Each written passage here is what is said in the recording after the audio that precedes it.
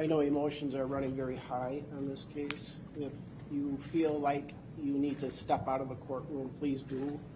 I'll expect everybody to conduct themselves in an orderly fashion, despite some of the allegations you're about to hear. If you feel that it's too much for you to hear, please step outside. Also, audio and visual are not allowed here via a Supreme Court order. We have one camera that's a pool camera, so that's all that we're doing here today. So please refrain from recording or videotaping this. So with that, if we could proceed.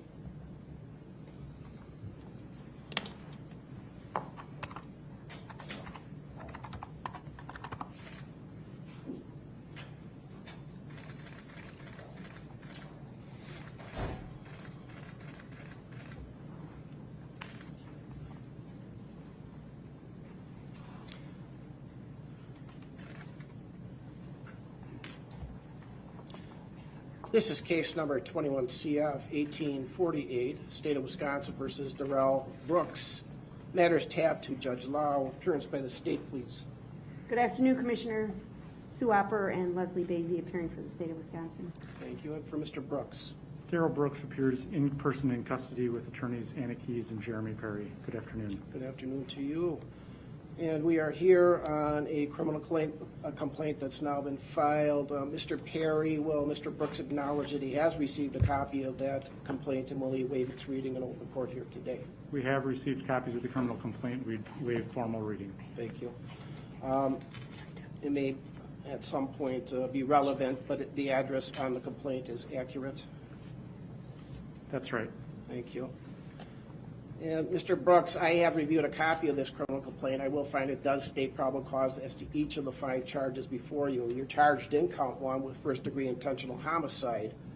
That's a Class A felony, and that has a maximum possible penalty of being sentenced to imprisonment for life. That's for victim A. Count 2, first-degree intentional homicide regarding victim B, is a Class A felony. Again, the maximum possible sentence is a sentence to imprisonment for life. Count 3, first-degree intentional homicide regarding victim C, is again a Class A felony, and that's punishable by a sentence to imprisonment for life. Count 4, first-degree intentional homicide regarding victim D, again, is a Class A felony, and that's punishable by a sentence to imprisonment for life. Lastly, count 5, first-degree intentional homicide regarding victim E, is a Class A felony. That is punishable by a sentence to imprisonment for life. As those are felonies, you're entitled to have counsel. You're entitled to have also a preliminary hearing. And I, again, have found probable cause to each of the 5 counts upon my review of the pleading. So we will turn to Attorney Opper for her bail recommendation. Thank you, sir. As to the bail recommendation, Your Honor, I'd like the court to be aware of a prior criminal history as it relates to Mr. Brooks. I can advise the court he has arrest record from 3 states to include Wisconsin, Nevada, and Georgia. Starting with the state of Wisconsin, the record begins in 2000. There was a conviction in that year for substantial battery, party to a crime. A prison sentence was imposed but stayed for 3 years probation and 6 months condition time. 2002, conviction for possession of marijuana as a repeat offender, sentenced to 50 days in the House of Correction. 2003, misdemeanor conviction for resisting obstructing, sentenced to 20 days in the House of Correction. 2005, there's an arrest from Langlade County. Ultimately, he was convicted of a county ordinance violation for disorderly conduct. What's remarkable about that is that he failed to pay the fine, so he was ordered to serve 30 days in jail on the non-payment. 2009 Manitowoc County conviction for obstructing an officer, sentenced to 2 days jail time served. 2010 conviction from Wood County, Wisconsin. He was convicted of the offense of strangulation / suffocation. with other charges of battery and criminal damage to property dismissed and read in. The court ordered a withheld sentence for 3 years probation. That probation was revoked, and on August 1 of 2011, he was sentenced to 11 months jail. 2012, he was convicted at the same time on 2 separate files in Milwaukee County. First file was a charge for possession of marijuana as a repeat offender, sentenced to 180 days in the House of Correction. The second file, he was convicted of misdemeanor bail jumping and misdemeanor possession of THC, also sentenced to 180 days in the House of Correction, concurrent to the other case and concurrent to each other. In May of 2012, there was a conviction for resisting obstructing. He was sentenced to 37 days jail consecutive to the earlier sentence imposed in April of that year. He's currently pending on 2 charges in Milwaukee County. 2020 CF 2550, he's charged with 2 counts, second-degree recklessly endangering safety while armed, and 1 count of felon in possession of a firearm. The date of that offense, or excuse me, all 3 offenses, is July 24 of 2020. It's believed he was arrested shortly after that incident and remained in custody in the Milwaukee County Jail until released on bail there for reasons of a speedy trial violation on March 3 of 2021. Bail at that time was lowered from $7,500 cash bail to $500 cash bail. In that case, Your Honor, it is alleged that he got into a fight with his nephew. The defendant fired 1 round from a handgun toward the vehicle that his nephew was in. The vehicle was occupied by another person, and that accounts for the 2 charges of reckless endangering safety. The next day, he was taken into custody, and the residence where he was located, he was found to have a loaded 9mm handgun just a few feet away from him. The handgun was previously reported stolen.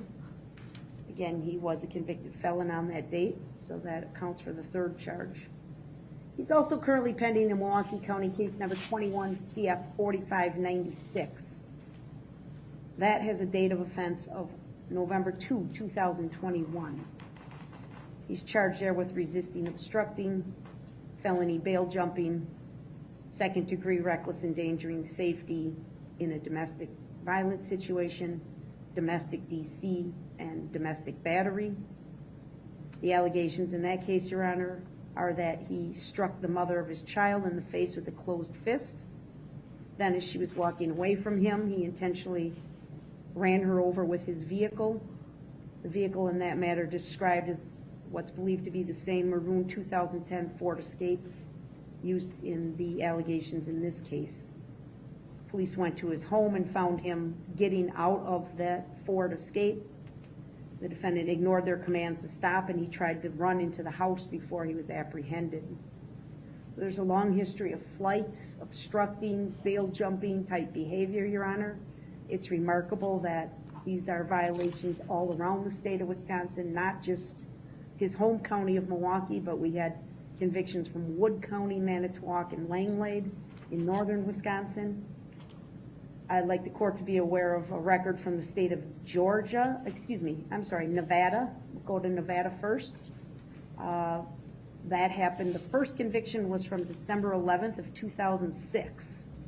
He was found guilty at trial of a misdemeanor count for obstructing an officer, was sentenced to jail in Nevada. Also on that same day of December 11, 2006, he pled guilty to a domestic battery as a misdemeanor, and the court there ordered a suspended sentence. On March 16th of 2007, he pled guilty to statutory sexual seduction, a felony. The court ordered a suspended sentence for 36 months probation. He was also ordered to register on the Nevada Sex Offender Registry. He is currently noted to be non-compliant with that registration requirement. On June 23rd of 2016, he was charged with a sex offender registry violation, first offense. He failed to appear in court, and a warrant remains active for his arrest, so he currently has an outstanding warrant for his arrest in the state of Nevada. In Georgia, Your Honor, the record reflects a May 27, 2021 arrest for misdemeanor battery with a designation of family violence. While it is not clear if he was convicted, he did recently remark to a court official in this county that he had served a 6-month jail sentence in Georgia. So we have not been able to verify if that was a conviction, but certainly there was a confinement in conjunction with that arrest. He has no contact with the criminal justice system in Waukesha County or the district attorney's office. He does have a outstanding paternity case that's been pending since 2003, in which he was adjudicated as the father of a juvenile, and there's been returned court appearances over the years based on failure to pay child support. The court should know that a warrant or capias was issued for Mr. Brooks in this paternity case on at least 8 occasions. He has been sentenced to jail on several prior occasions for failing to pay that child support. And on one occasion, he had his Huber privileges revoked related to one of those jail sentences. That was back in 2009. Most recently, there was a warrant issued for his arrest in that non-support civil case on August 2 of 2021. Judge Maxwell signed an order for him to serve a 120-day jail sentence. Mr. Brooks did make a court appearance in that matter on November 16th of 2021, so just last week, 1 week ago. And he was released at that time because, again, he had explained to the court, provided an explanation that the reason he had not made his child support payments is because he was serving that jail sentence in Georgia. So the court released him that day and ordered him back for a court appearance in the paternity case for December. So Judge, just based on his prior record, we obviously have very significant concerns about Mr. Brooks' flight history and willingness to obey the orders of the court. But we have to factor in, obviously, the allegations in this case as well. And obviously, I don't need to state Mr. Brooks is facing 5 consecutive life sentences if he's convicted on all counts in this complaint. I wish to notify the court, sadly, that today we learned of another death of a child related to this case. We do expect a 6th count for first-degree intentional homicide to be issued or added, to this case. I can advise the court that I am aware, I've been made aware through investigators that there are other individuals in critical condition. I think we've remarked on the number of actual injured parties in our complaint. It exceeds 60 people. There's a number of other charges that we are reviewing and considering, but certainly, at the very least, we do intend to file a 6th count of intentional homicide maybe Friday or maybe early next week, depending on when we can accomplish that. Certainly, if we have any other deaths resulting from this incident, additional counts of homicide will be filed. We didn't charge bail jumping. Obviously, we could have.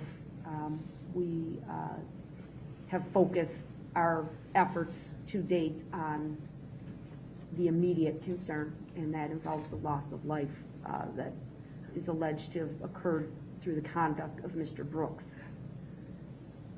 I want this court to know, and I think the court has read the complaint, you've indicated you've read the complaint, there are not words to describe the risk that this defendant presents to our community. Not only flight risk, but the dangerousness that he presents, his history of violence, and the allegations in this complaint where it is stated plainly that on several occasions he was told to stop by police officers, They risked their own safety to try and step in front of the car to stop him. Everything was done to get him to stop, and he just simply continued down the roadway, causing death and destruction in his path. So I am advocating for a significant cash bail, Your Honor. I'm asking for $5 million cash bail. I know that's a large amount of money, but I think it is warranted on this history, and I think it's warranted when the court considers, if convicted, Mr. Brooks will spend the rest of his life in prison. Thank you. Thank you. Attorney Perry. Thank you, Commissioner. When this court determines what amount of monetary bail is reasonable and necessary to assure Mr. Brooks's appearance in court, I guess at today's hearing, the only thing I would add for the court's consideration is that Mr. Brooks is financially indigent, does qualify for public defender representation, and that individual circumstance must be taken into account.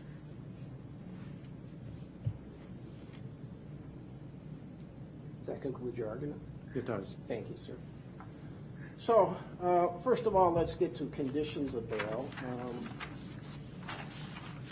The monetary portion is called bail. There are conditions, though, in bail.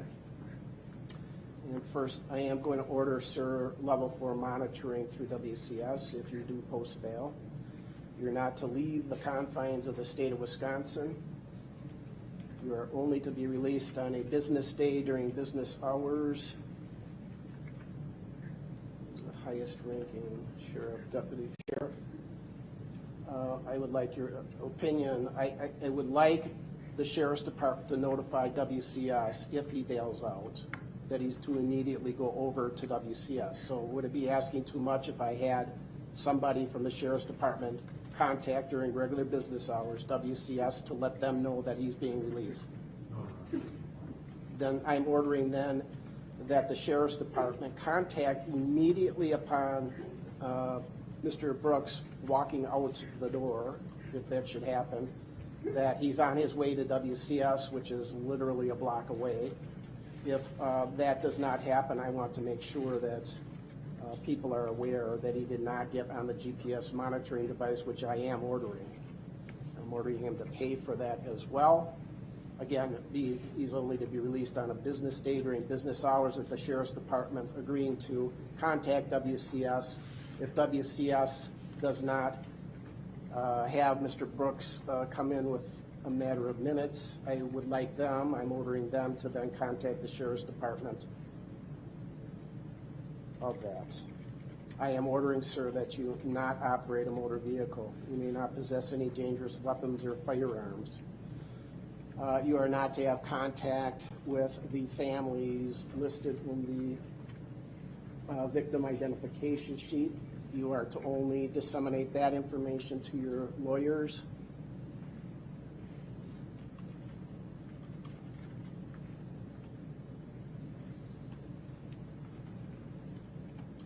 Those are all the conditions of bail.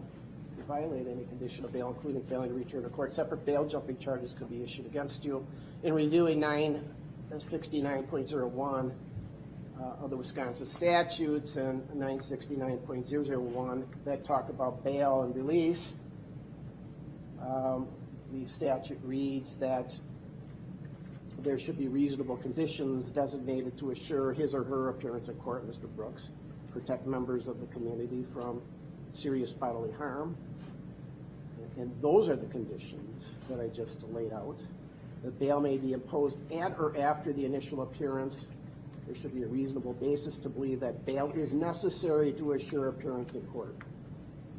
Some of the things to be considered by the court with the conditions of bail are the number and gravity of the offenses, the potential penalty the defendant faces, whether or not the allegations are violent in nature, the prior record of the defendant, character and strength of the evidence which has been presented to the court, whether the defendant is already on bail or subject to other release conditions in other pending cases, and whether or not there's any violations of those release conditions.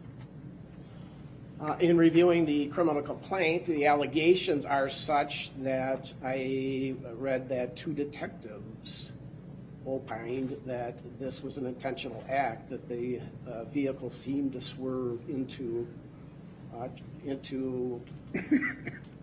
individuals, actually at one point trying to avoid other vehicles, that the detectives, they're listed as Detective Casey and Detective Chusoni, who again opined that the actions they observed, in their opinion, were intentional. We now have 5. Attorney Opper informed us of a 6th, but that's not here before us today. 5 people that are deceased. We have a gentleman that has a huge background via multiple states. Just going through some of the Wisconsin cases, they're violent. We have substantial battery, DC, strangulation, suffocation, resisting. Pending cases, which the statute I just read references that I should consider: 2nd degree, reckless endangering safety while armed, felon in possession of a firearm. Attorney Opper told me that the gun apparently was a stolen handgun. Those are allegations. He's out on bail on that. Also out on bail on the Milwaukee case ending 4596, where he's charged with 2nd degree reckless endangering safety, disorderly conduct and battery, and resisting. And then we get into Nevada: battery, the domestic violence, the sexual assault, the sex offender registration violation, and then the battery in Georgia. Other considerations are, on WCS, their report indicates level 4 monitoring, which is the highest level of monitoring that we have. And in that report, it does indicate there have been failures to appear other than 2 years old, and then sentenced to incarceration prior, yes. Current violent felony, yes, or offense, yes. Pending charges at the time of this offense, yes. Prior misdemeanor convictions, yes. Prior felony convictions, yes. Prior violent conduct or conviction, yes. Prior violent convictions, 3 or more. So there have been missed court dates, although none in the past 2 years, but then we just heard about a rather significant duration of a 6-month stay in Georgia, in custody there. In the recitation by Attorney Opper, we have things that causes the court some pause for concern: resisting. Again, these are things that would cause me to feel that this gentleman does not follow rules very well. Orders of the court, orders of society, resisting an officer. There's a bail jump in 2012. There's a bail jump charged in the 4596 case. There is in the 2550 case, again, the felon in possession of a firearm. All those things are just societal, legal issues, also orders of the court in some instances that are not being followed. While out on bail on 2 rather significant allegations, we are now faced with 5 counts of first-degree intentional homicide. So when I look at that, I look at the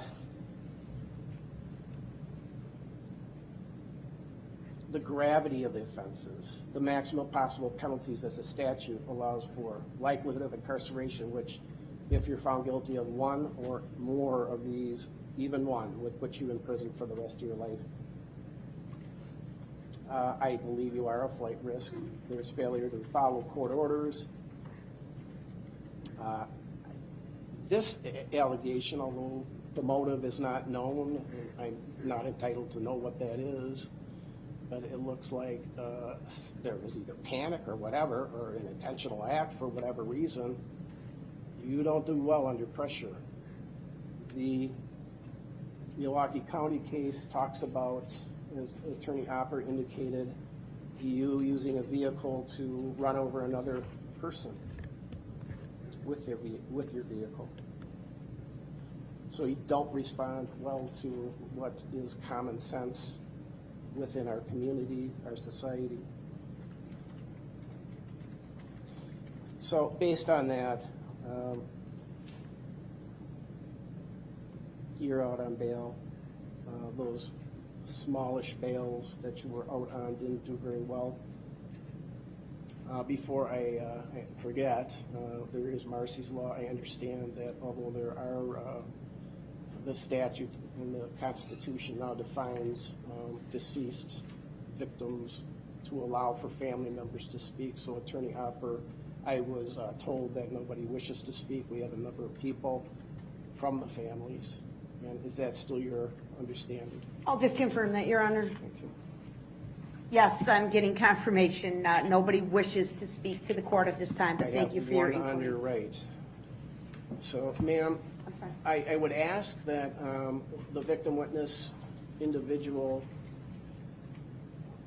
from the DA's office see who this is without divulging who it is and what relation to what victim she is.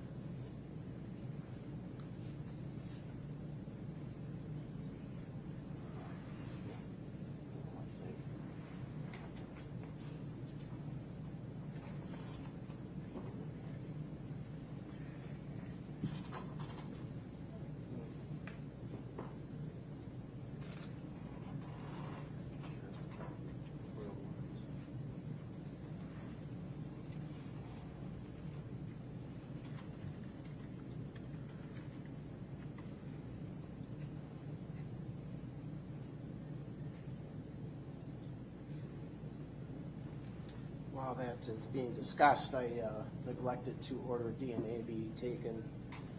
A sample of your DNA, sir, has not been taken. I am ordering that now. It may be expunged if you meet the criterion under the Wisconsin statute.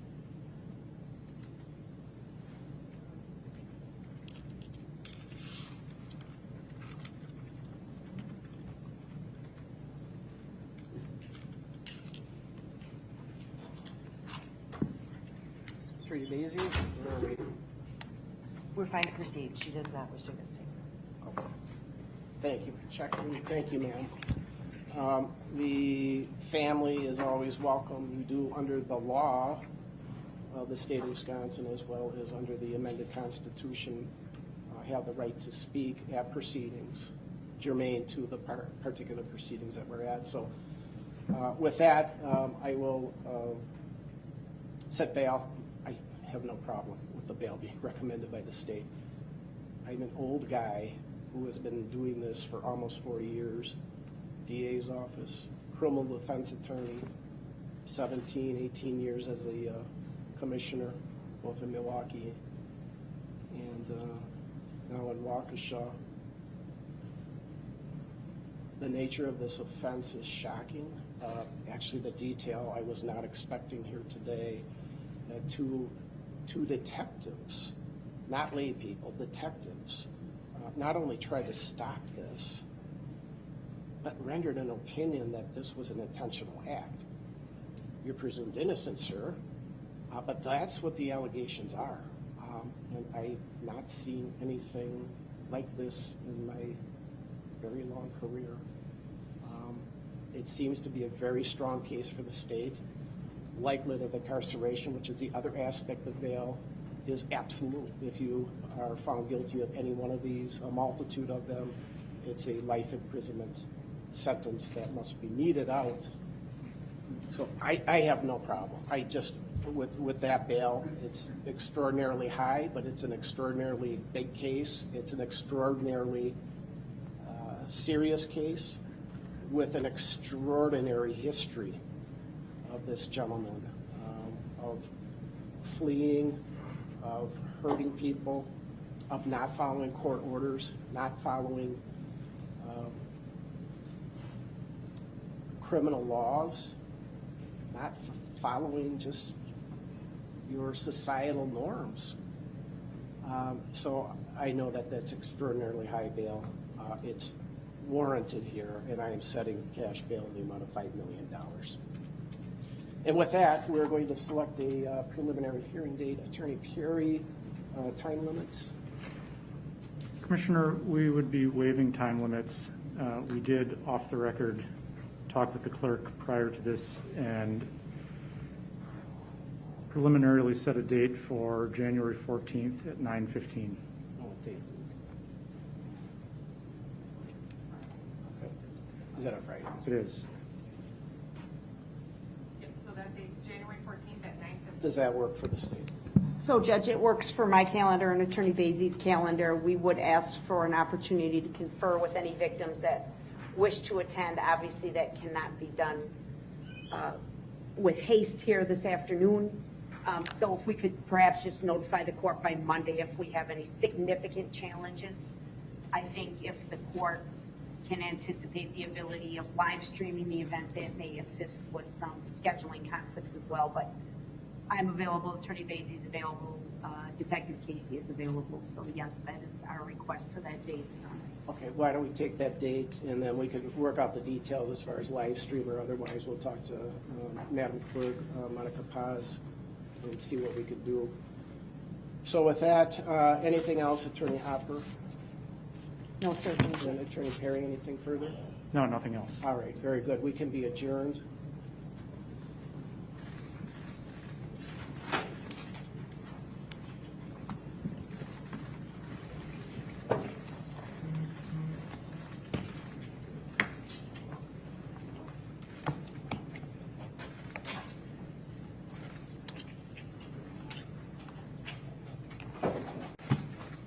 So I do want to commend the audience. I know this is very highly emotional. I want to commend the defense for doing a fine job, as well as Attorney Hopper and Attorney Gazy. So folks, I know this was very difficult. You handled yourself very, very well. I would ask that you continue on in that vein. If you do choose to come to future court dates, you're always welcome back. I do appreciate how you all handled yourself today, so thank you very much.